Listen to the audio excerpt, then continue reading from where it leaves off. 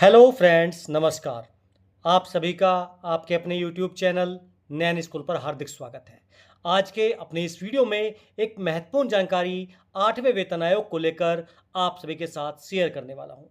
8वें वेतन आयोग के अंदर की सीक्रेट अपडेट, 3.83 फिटमेंट फैक्टर और भी बहुत ऐसी बातें जो आप सभी के लिए जानना बहुत जरूरी। कर्मचारियों एवं पेंशनर्स के लिए खुशखबरी, क्या होगा फायदा? हायर सैलरी, ज़्यादा भत्ते, बेहतर सुविधाएं और सुरक्षित भविष्य। ऐसी बहुत सारी जानकारी हैं जो इस वीडियो के माध्यम से आप तक लेके आया हूं, जो आप सभी के लिए बहुत महत्वपूर्ण रोल प्ले करने वाली हैं निकट भविष्य में। न्यूनतम वेतन में बड़ी बढ़ोतरी पक्की, महंगाई भत्ता फॉर्मूला तय, भत्तों में बड़ा बदलाव, एचआरए टीए डीए में जबरदस्त सुधार और पेंशनर्स को मिलेगा बड़ा लाभ।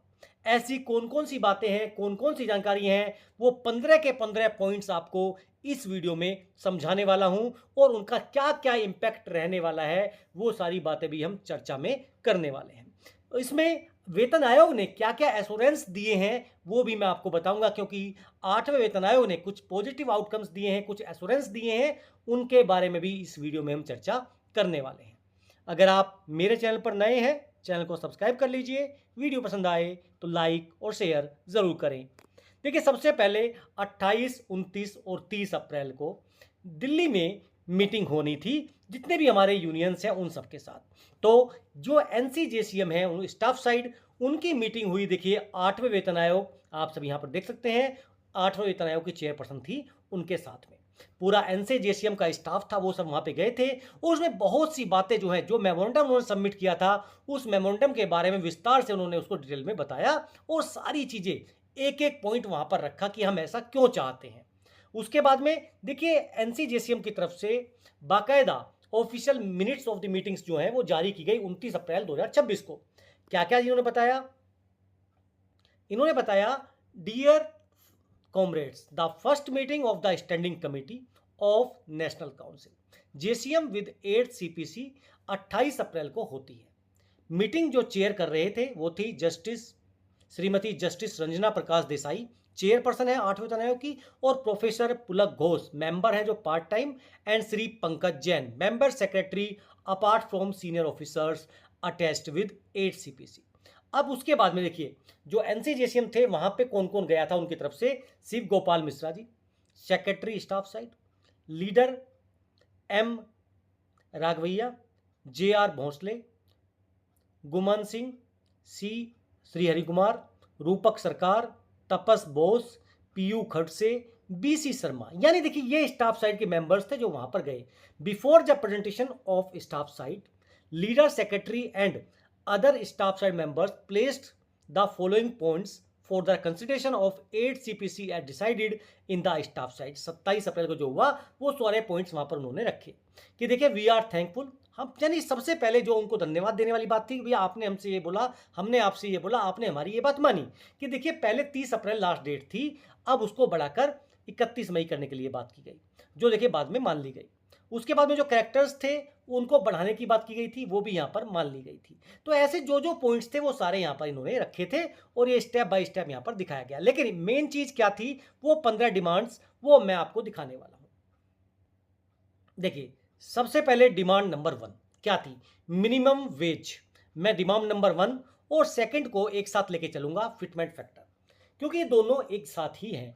The staff side calculated minimum wage based on A 5 unit family including parents, की फैमिली को 5 यूनिट माना जाए और उसके आधार पर जो मिनिमम वेज तैयार हो, आईसी में एमआर की रिकमेंडेशंस पे 3490 किलो कैलोरी पर डे के हिसाब से, and also factoring in essential technological expenditure note cover in the earlier calculations.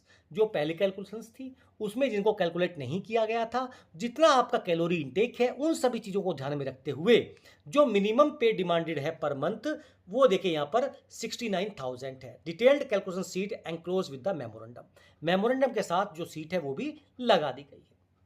Fitment factor, since the minimum pay is propose to rise from 18,000 से 69,000, so there is fitment factor जो है वो बनता है 3.833।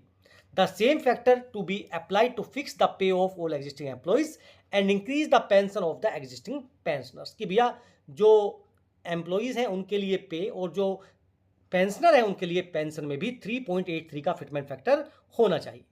Point number 3, merger of पे scales, एक बड़ी demand जो लगातार सभी जितने भी हमारे रिप्रेजेंटेशंस हैं उनकी तरफ से गई थी। एग्जिस्टिंग पे scales should be merged and reduced in number, जो अभी देखिए हैं लेवल 1 2 3 4 5, ऐसे उन सबको मर्ज करने के बारे में लगातार ये डिमांड यहाँ पर चलती रही। इससे होगा क्या? Keeping in mind the educational qualifications, skill requirements, experience, exposure required for each category, the 8 CPC requested to consider this favorably. Annual increment जो भी 3% मिलता है, फुल्ली जस्टिफाइड है, उसको 6% किया जाना चाहिए बेसिक पे का। कैरियर एंड प्रमोशंस के बारे में बात करें, इन्होंने बताया कि देखिए 30 साल की सर्विस में 5 कैरियर प्रोग्रेशंस जो है मिलने चाहिए। एसीपी एमएसीपी जो है 5 मिलना चाहिए। As already available to group A officers, group A officers को 5 एमएसीपी अवेलेबल होते हैं, तो ऐसे ही जेसीओआर्स को भी मिलने चाहिए, या जितने भी हमारे कर्मचारी हैं सभी के लिए इसका लाभ होना चाहिए। If any promotion is not given within the proposed limit due to any reason, ACP in the promotion hierarchy must be ensured as proposed by the staff side. Fixation benefits on promotion, whenever an employee is promoted or given MACP, they should receive 2 additional increments as a fixation benefit। अभी तक जो है एक additional benefit यहाँ पर मिलता है increment का। ऑल अलाउंसेस वो भी देखिए 3 गुना बढ़ने चाहिए। Special justification given in the memorandum, HRA, house rent allowance, children education allowance and risk allowance should be considered favourably by the commission. All allowances to be link with DA, जितने भी allowances हैं वो DA पे link होने चाहिए, DA बढ़े तो allowances भी बढ़ने चाहिए।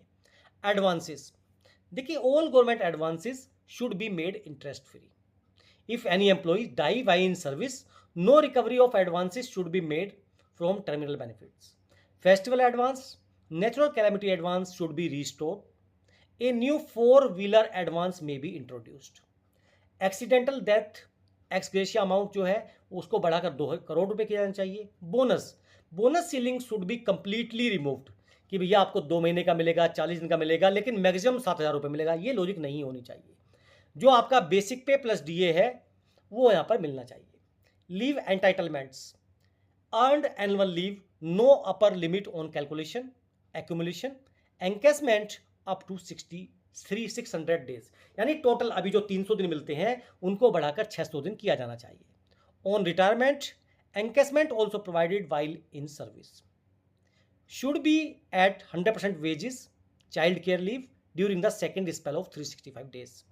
New leaves to be introduced, paternity leave, menstrual leave, special leave for hysterectomy surgery, अगर कोई सर्जरी होती है इस टाइप की तो उनके लिए अलग से लीव, ऐसी सारी कंडीशंस यहाँ पर देखिए मेंशन की गई हैं। 10 नंबर पे है CGEIS, staff side proposals on increasing the rate of subscription and insurance coverage under the central government employees group insurance scheme should be favourably considered by the 8 central पे commission. Compassionate appointments जो है कि ceiling है 5%, इसको बढ़ाकर या खत्म कर देना चाहिए और 100% जो है कंपेशनेट अपॉइंटमेंट मिलने चाहिए।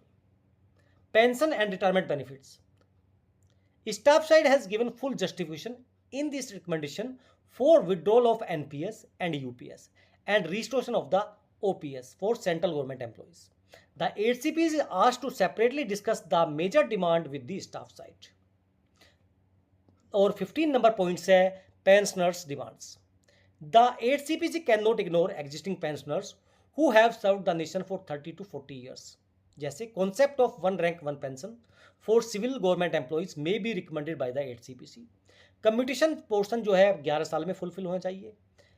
5 साल बाद पेंशन जो है बढ़नी, यानी उनका बढ़ोतरी होनी चाहिए, या हम कहीं रिवीजन होना चाहिए। Fair revision of gratuity and rates of pension, family pension और proposals must be given by the staff side on pensioners matter may be favourably considered. अब देखिए सबसे इंपॉर्टेंट पॉइंट क्या है, assurance given by the chairperson. There will be much more meetings with staff side के साथ और भी meeting होंगी, and time slots will be given to the federations associations to present their respective demands, यानी और भी जो मीटिंग्स हैं वो होंगी वेतन आयोग की और रिप्रेजेंटेशंस जो होंगे एनसीजेसीएम या और जो भी हमारी एसोसिएशंस होंगी। The commission will visit some of the units for on the spot duty study including railways, defence industries and remote field units. यानी डिफेंस यूनिट्स में, रेलवेज की यूनिट्स में वहाँ पे देखेंगे क्या क्या काम होता है, कैसे होता है, तो उसके आधार पर इन चीज़ों को कैलकुलेट किया जाएगा। The points raised by the staff side during their presentation are taken note of and 8 CPC will dispassionately consider all the demands. इनके बारे में देखेगी, समझेंगे और उस पर देखिए डिमांड जो भी होंगी इनको कंसीडर किया जाएगा। With regard to the extension of time limit of submission of memorandum a decision will be taken soon. और उसके लेकर लगातार देखिए हम कह सकते हैं कि आदेश आ भी चुका है कि देखिए 31 मई तक का समय अब आपको मिल चुका है। Technical problems in submitting the memorandum online will also be resolved. तो ये सारे पॉइंट्स जो हैं 8वें वेतन आयोग के सामने रखे गए एनसीजेसीएम की तरफ से, और उनकी अभी और भी मीटिंग्स होंगी, उसमें उन पॉइंट्स को और अच्छे से देखिए रखा जाएगा। सारे पॉइंट्स विस्तार से समझाए हैं उन्होंने, बाकायदा जो भी सीट है वो कैलकुलेशन सीट भी लगाई है साथ में मेमोरेंडम के, ताकि उन चीज़ों को अच्छे से डिस्कस किया जा सके और पॉइंटों को समझा सके कि भैया अभी 3 यूनिट की, 5 यूनिट की हम डिमांड कर रहे हैं फैमिली यूनिट्स की, तो ऐसा क्यों कर रहे हैं? क्या सोशल रेस्पॉन्सिबिलिटी हमारी नहीं है? क्या माँ बाप को हम आउट कर सकते हैं? सारी चीज़ें जो सोशल ताना बाना है उसको देखते हुए यहाँ पर रखी गई हैं। चाहे मर्जर ऑफ पे हो, चाहे फैमिली पेंशन हो, चाहे ग्रेचुइटी हो, चाहे हम बात करें देखिए जो कंपटीशन पोर्शन है उसको लेकर हो, ये सारी ऐसी डिमांड्स हैं जो लगातार कोर्ट केस भी इनके ऊपर चल रहे हैं। लेकिन सबसे महत्वपूर्ण चीज़ होती है कि पे कमीशन एक ऐसी औपचारिक रूप से घोषणा करती है, अपनी रिकमेंडेशन देती है जो देखिए ज़्यादा बेनिफिशियल होती है, और उसका देखिए बिना कोर्ट केस जाए हुए उसका बेनिफिट मिल सकता है। तो ये सारे पॉइंट्स सरकार के पास भी जाएंगे, सारे पॉइंट्स 8वें वेतन आयोग के पास ऑलरेडी जा चुके हैं, और वो उन पर देखिए डिस्कस भी करेगी। उन पर कितना आउटकम आएगा वो हम देखिए बाद में बताएंगे, लेकिन इंपॉर्टेंट ये है कि उन्होंने सारे पॉइंट्स चुने हैं, मेमोरेंडम उनको सबमिट किया जा चुका है, सारे पॉइंट्स उनको समझाए जा चुके हैं। अब क्या आउटकम आता है उसके लिए थोड़ा सा इंतजार आपको करना होगा। जानकारी आपको अच्छी लगी तो चैनल को सब्सक्राइब करें, वीडियो को शेयर करें। फिर मिलेंगे आपसे। जय हिंद, जय भारत।